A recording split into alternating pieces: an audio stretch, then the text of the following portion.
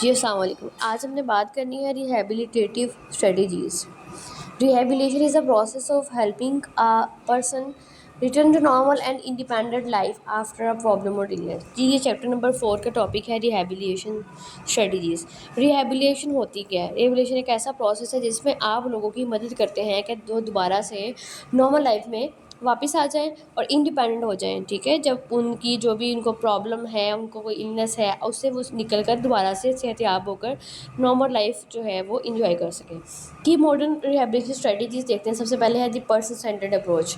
What is person centred approach? Focus on the individual needs, कि आप किसी एक इंसान की पर्सनल नीड, उसकी चॉइसेस, उसके गोल्स पे फोकस करेंगे, ठीक है? अब हर इंसान है, उसका जो उसकी जो ज़रूरियात हैं, उसकी जो भी चॉइसेस हैं वो डिफरेंट होती हैं, उसके गोल्स डिफरेंट होते हैं। तो आपने हर इंसान को उसके अकॉर्डिंग ही डील करना है। So rehabilitation plans are made according to their situation के हिसाब से आपने क्या करना है, रिहैबिलिटेशन प्लान बना लेना है। For example, a drug addict is given a personality recovery plan based on lifestyle. आप किसी ड्रग एडिक्शन जो है फॉर एग्जांपल आप किसी के साथ डील करें, वो ड्रग एडिक्टिव है, तो उसके अंदर जो ये जो हैबिट है ड्रग एडिक्शन की, वो आप उसकी जो पर्सनैलिटी रिकवरी के लिए जो प्लान करेंगे कि उसको किस तरह से रिकवर किया जा सकता है, उसका फैमिली जो है बैकग्राउंड कैसा है, उसको इन्वायरमेंट कैसा दिया जाता है, ठीक है? कौन कौन से जो है वो की पॉइंट्स हो सकते हैं जिसको हम फॉलो करेंगे। तो ये सारा किस में आएगा? पर्सन सेंटर्ड अप्रोच, जिसमें आप एक ही इंसान पे फोकस करेंगे, किस तरह से उसके किसी एक मसले पे आपने गौर करके उसको नॉर्मल लाइफ की तरफ ले आना है। जबकि मल्टी डिसिप्लिनरी में क्या होगा, इसमें डिफरेंट प्रोफेशंस के जो लोग होंगे, इसका फोकस भी मे बी एक ही इंसान पर हो, लेकिन इसमें क्या होना है कि कोई एक इंसान उसकी मदद नहीं करेगा, बल्कि डिफरेंट जो प्रोफेशन के लोग हैं वो मिलके उसके साथ उसके लिए काम करेंगे। फॉर एग्जांपल, एक पेशेंट है, वो डिप्रेशन का जो है वो शिकार है, उसकी काउंसलिंग की ज़रूरत है। काउंसलिंग कहाँ कहाँ से होगी? सोशल वर्कर उसकी काउंसलिंग करेगा, साइकेट्रिस्ट करेगा, डॉक्टर करेगा, थेरेपिस्ट करेगा। फैमिली से आप काउंसलिंग करेंगे कि इसके साथ कैसे आपने ट्रीट करने के, जो आप मिलकर सारी टीम वर्क में जो काम करेंगे उसे क्या कहेंगे? Multi disciplinary team work. अच्छा, उसके बाद लिखा है जी कम्युनिटी बेस्ड रिहैबिलिटेशन। ये क्या होती है?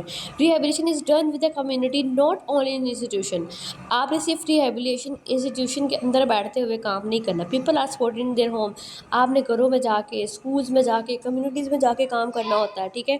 तो इसके लिए क्या हो सकता है कि आप किसी डिसेबल पर्सन है, उसको ट्रेनिंग के लिए आप उसके जो है वो उसके ही गाँव में जाके उसको ट्रेनिंग देकर आ रहे हैं।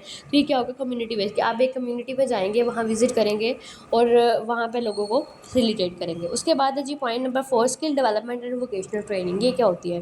Focus on making people economically independent. आप लोगों को स्किल सिखाएं। सो वोकेशनल भी तो ये होता है ना कि आप किसी ना किसी तरह से स्टूडेंट्स को जो है वो स्मॉल बिजनेस के आइडियाज़ दे सकते हैं, आप उनको स्किल्स प्रोवाइड कर सकते हैं, ठीक है? तो वो स्किल्स किसकी हो सकती हैं? वो कोई भी हो सकती हैं, वो बेशक वो कंप्यूटर कोर्सेज़ हैं, वो कोई स्मॉल बिज़नेस है, वो मार्केटिंग है, वो फैशन डिज़ाइनिंग है, वो फ़ाइन आर्ट्स है, वो जो है स्टिचिंग है, कुछ भी है, ठीक है? तो वो सारा आप इसमें स्किल सिखाएँगे ताकि वो अर्न कर सकें, अनएम्प्लॉयमेंट को कम कर सकें। उसके बाद है साइकोलॉजिकली एंड इमोशनल सपोर्ट। इसमें क्या आएगा कि आप उसको मेंटली भी सपोर्ट करेंगे, इमोशनली भी सपोर्ट करेंगे। देखें, आप क्लाइंट के साथ डील कर रहे हैं, लेकिन आप उनको इमोशनली जो है वो अंडरस्टैंड नहीं कर पा रहे, तो कभी भी ये नहीं हो सकता कि आप अपने क्लाइंट के साथ बहुत अच्छे चल रहे हैं।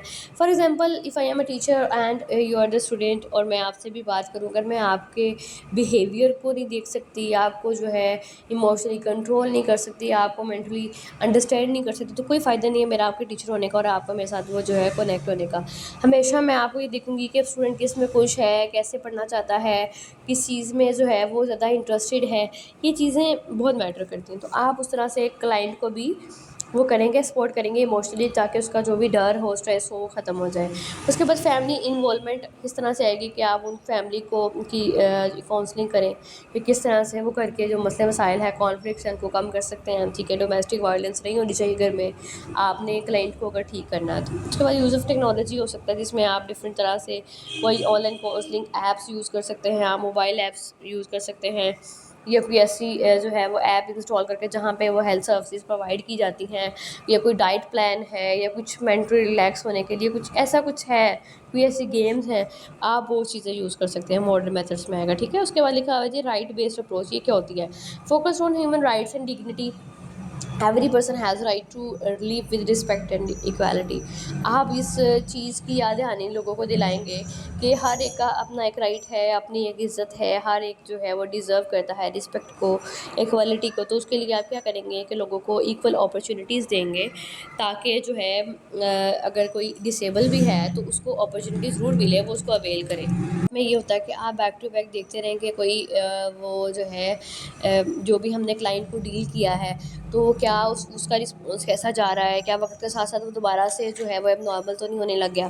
ठीक है, तो इसलिए आपने फॉलो अप करते रहना है। उसके अलावा जिसकी स्टेजेस हो सकती हैं मॉडर्न रिहेबिलिटेशन की, वो कौन से है? पहली है जी असेसमेंट।